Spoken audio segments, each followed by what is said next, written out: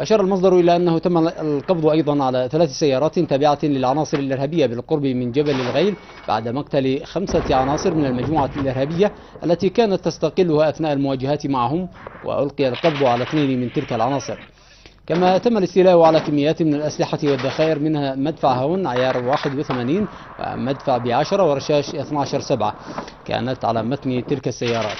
وتكبدت عناصر الإرهاب خسائر كبيرة في الأرواح والعتاد عندما تمكنت وحدات من الجيش من تدمير عدة أوكار للإرهابيين جنوب جبل كوزان ودماج، وتدمير عدد من السيارات التابعة لتلك العناصر على طريق وادي علبة، فيما لقي 7 إرهابيين مصرعهم أثناء تمترسهم في جرف بجبل المرخام.